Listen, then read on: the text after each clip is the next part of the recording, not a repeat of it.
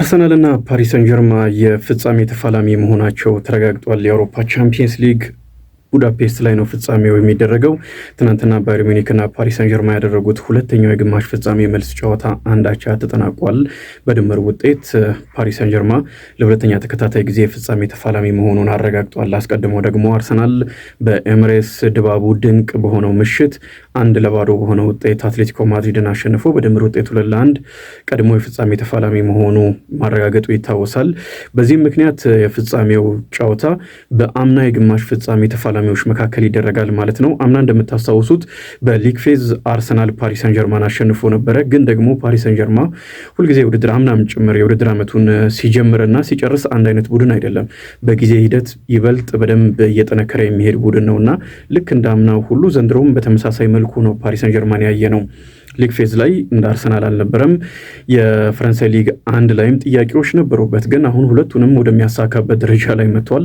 በቻምፒየንስ ሊግም በባየር ሚኒክ ጨዋታ ላይ ያለውን አስደናቂ አቋም በደንብ ተመልክተናል። ከዛ አስቀድሞም ጠንካራ ቡድን አሸንፎ እንደመጣ ይታወቃልና ፓሪስ ሰን ጀርማ በብዙዎች ዘንድ ዋነኛ ተገማች ተደርጎ እየተነሳ ይገኛል። ኦፕታ ለአርሰናል ነው ግምቱን የሰጠው፣ የተሻለ የማሸነፍ ግምት ያለው። ምክንያቱም አርሰናል በዚህ የውድድር ዓመት በመከላከል ረገድ ከተመለከትን ዋነኛው ምርጡ ቡድን ነው።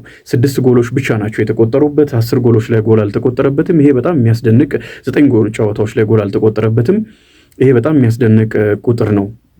ከተደረጉ ጨዋታዎች 9 ላይ ጎል አልተቆጠረበትም። እንደምታስታውሱት የሊግ ፌዝ ላይ ነው አብዛኞቹ ጨዋታዎች ላይ በጣም አስደናቂ አቋም ያሳየው።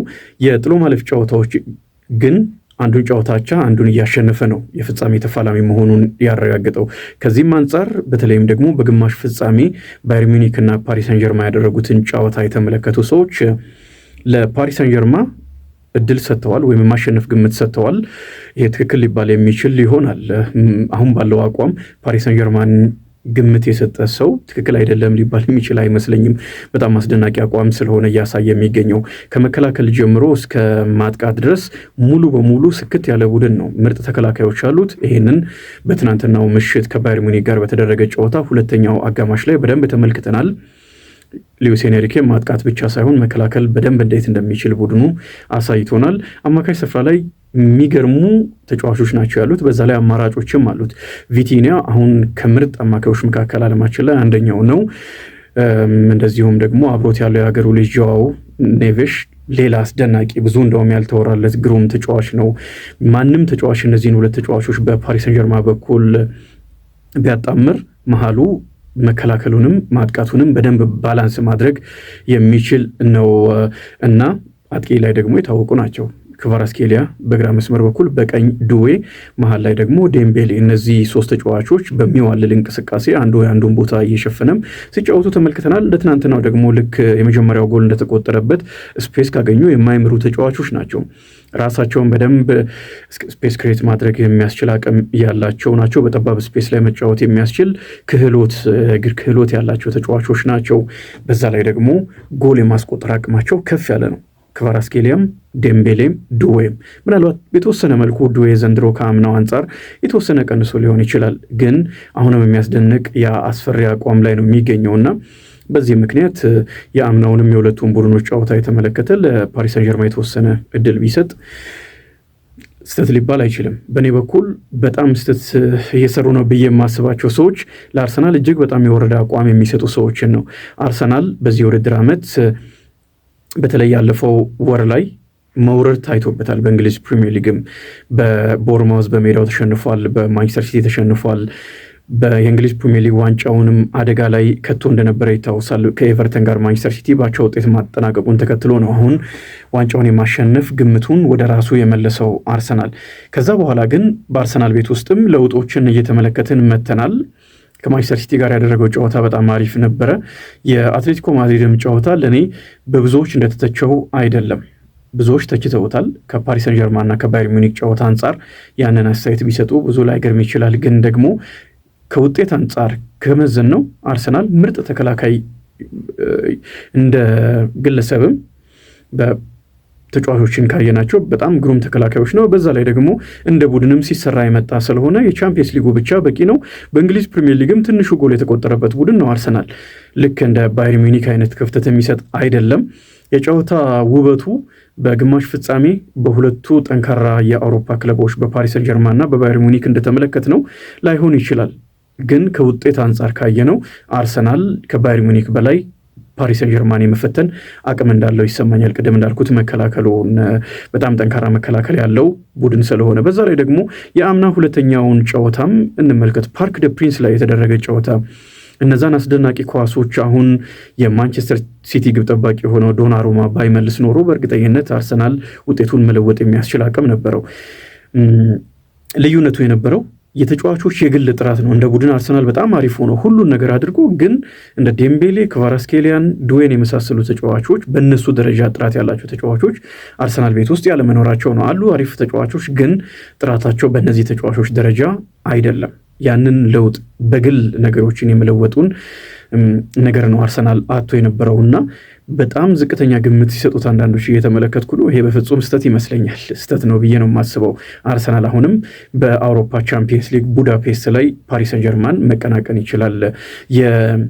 ምናልባት ኦፕታ የሰጠውን ግምት ትክክል አይደለም ብለው በተወሰነ መልኩ ብልጫ ለፓሪስ ሰን ጀርማን የሚሰጡ ሰዎች ኦኬ፣ እንደዛ አይነት አስተሳሰብ ብዙ የማያስተች ሊሆን ይችላል። ግን ደግሞ አርሰናልን በብዙ መልኩ ከፓሪስ ሰን ጀርማን ወደ ኋላ የቀረ ቡድን አድርጎ መመልከት በጣም ስተት ነው እንደኔ እይታ።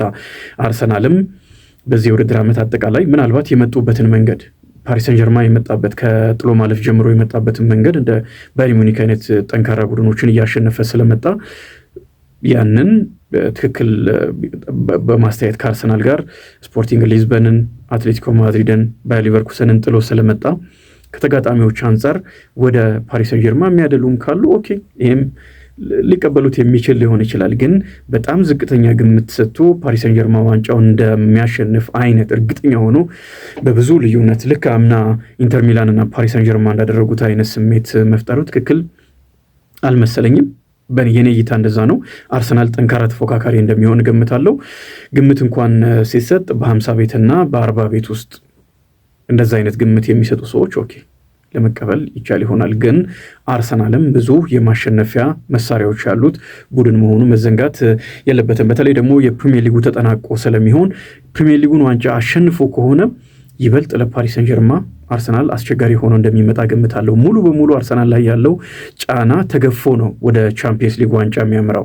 አሁን አርሰናል ከቻምፒየንስ ሊግ እና ከፕሪሚየር ሊጉ አንዱን ዋንጫ የማሸነፍ ጫና ነው ተጫዋቾች ላይ ያለ ብዬ የማስበው። ረዥም ዓመታትም ይህንን ነው በአርሰናል ቤት ውስጥ የተመለከት ነው እና የፕሪሚየር ሊጉን ዋንጫ የሚያሸንፍ ከሆነ አርሰናል ላይ ያለው ለዘመናት የተከማቸው ጫና ይገፈፋል። ከዛ በኋላ ነው አንድ ጨዋታ ነው ከፓሪስ ሰን ጀርማን ጋር የሚደረገውና ከባድ ፈተና ሊሰጠው ይችላል። በኔም በኩል በኔም እምነት የተወሰነ ፓሪስ ሰን ጀርማን ዋንጫውን የማሸነፍ የተሻለ ግምት አለው። ይህንን እቀበላለሁ። ግን ብዙዎች አርሰናልን በጣም ዝቅተኛ ግምት ስለሰጡት ያ ትክክል አይደለም ለማለት ነው ይህንን ማነሳው። አሁን እንዳልኩት ደግሞ የእንግሊዝ ፕሪሚየር ሊግ የቀጣይ የዌስትሃም ዩናይትድ ጨዋታ ምናምን በጣም ወሳኝ ይሆናሉ። ዋንጫውን አሸንፎ ከሄደ ብዙ ለውጥ ይኖራል በአርሰናል ቤት ውስጥ። በዛ ላይ ደግሞ እስከዛ ድረስ ከተጫዋች ጉዳት የመሳሰሉ ነገሮች የሚፈጠሩትን ነገሮች መመልከት ይኖርብናል። አሁን ባለው ደረጃ ግን አሁን ያለውን እንዳለ ከተቀበልን ግን አርሰናል በጣም በብዙ ያነሰ ነው ብዬ አላስብም። ከፓሪስ ሰን ጀርማን ጠንካራ ተፎካካሪ ሆኖ እንደሚቀርብም እገምታለሁ። የፕሪሚየር ሊጉን ዋንጫ ማሸነፍ ደግሞ ይበልጥ ተጫዋቾችን ነፃነት ይሰጣቸዋል። እናንተስ ምን ታስባላችሁ? እስቲ ኮሜንት ሴክሽን ላይ አስተያየቶቻችሁን አስፍሩ። ሌላኛው መረጃ በሪያል ማድሪድ ቤት ውስጥ እየተፈጠረ ያለው ጉዳይ ነው። በጣም የሚገርም ነገር ነው እየተፈጠረ ያለው። ትናንትና እንደምታስታውሱት በቫልዴቤቢስ የሪያል ማድሪድ የልምምድ ማዕከል ላይ በቹዋሜኒ እና ቫልቬርዴ መካከል ግጭት ተከስቶ ነበረ እና ሊበርድ ይችላል የሚል ስሜት ነበር የነበረው። ዛሬ የወጡ ያሉ መረጃዎች በተለይም ደግሞ ሁዋን ጋርሲያ የማርካው ጋዜጠኛ ይዞት የወጣው መረጃ ድጋሚ በቹዋሜኒ እና በቫልቬርዴ መካከል ግጭት መከሰቱን የሚያሳይ ነው። የዛሬው እንዳውም ከትናንትናው በብዙ መልኩ የከበደ ነው ተብሏል። መልበሻ ክፍል ውስጥ የተከሰተ ነው። ቫልቬርዴ እንዳውም ወደ ሆስፒታል መሄድ ሁሉ ነበረበት የሚል መረጃ ወጥቷል። ይሄ ደግሞ ክለብ ውስጥ ያለውን ስንጥቃት ይበልጥ የሚያሰፋ ይሆናል። አስቀድሞ በኪሊያን ኤምባፔ እና ቪኒ ጁኒየር መካከል ልዩነት አለ የሚሉ መረጃዎች ናቸው ሲወጡ የነበሩት። ቪኒ ጁኒየርን የተወሰኑ ተጫዋቾች አብዛኞቹ እንደውም ይደግፉታል፣ ኪሊያን ኤምባፔን የሚደግፉም ተጫዋቾች አሉና እንደዚህ አይነት ክፍፍል ሲመጣ ደግሞ ክለብ ውጤታማ ለመሆን ይቸገራል። አንዳንድ ጊዜ ክለቡ ሜዳ ላይ ውጤታማ ከሆነ ክፍፍሎች ቢኖሩም ክፍፍሎቹን የማብረድ አቅም ይኖረዋል። አሁን ሪያል ማድሪድ በዚህ ውድድር ዓመት ያለ ዋንጫ ነው የሚያጠናቅቀው። ቀጣይ ሳምንት ላይ ባርሴሎና ዋንጫውን ማሸነፉን የሚያረጋግጥበት እድል አለውና ያለምንም ዋንጫ ነው የሚያጠናቀው። ውጤት ሲጠፋ ደግሞ እንደዚህ አይነት ክፍፍሎች ሲመጡ ይበልጥ ነገሮችን የማጋጋል አቅም አላቸው። ፊዚካል የሆነ ፋይት ውስጥ ከተገባ ደግሞ በጣም አደገኛ ነው የሚሆነው። የተወሰኑት ምናልባት ቹዋሜኒ ከክለቡ የሚለቅበት እድል ሰፊ ይሆናል። ይቅርታ ጠይቆ ነገሩ ካልተስተካከለ በእኔ እምነት ከቫልቬርዴ ይልቅ ሹዋሜኒ ከክለቡ የሚለቅበት እድል ከፍተኛ ይመስላል። የማድሪድ ኃላፊዎች ሁኔታውን ለመቆጣጠር እዛው መልበሻ ክፍል ውስጥ ነው የቀውስ ጊዜ ስብሰባ የጠሩት የተባለው እና ነገሩን በቶሎ መቆጣጠር ያስፈልጋል። ማድሪድ ኪሊያን ኤምባፔን፣ ቪኒ ጁኒየርንም እና ጁድ ቤሊንግሃም መካከል የተወሰኑ ልዩነቶች አሉ ተብሏል። እነዚህ 3 ተጫዋቾች ባሉበት በሚቀጥለው ዓመት ክለቡን ማቆየት ቡድን መገንባት ይቻላል ብለው ፍሎሬንቲኖ ፔሬዝ ያምናሉ የሚሉ መረጃዎች ናቸው የወጡ የሚገኙት። ግን እንደዚህ አይነት ደግሞ ተጨማሪ ቀውሶች የሚፈጠሩ ከሆነ ማድሪድ እንዴት ይህንን ቀውስ ይቆጣጠራል የሚለው በጣም የሚጠበቅ ይሆናል።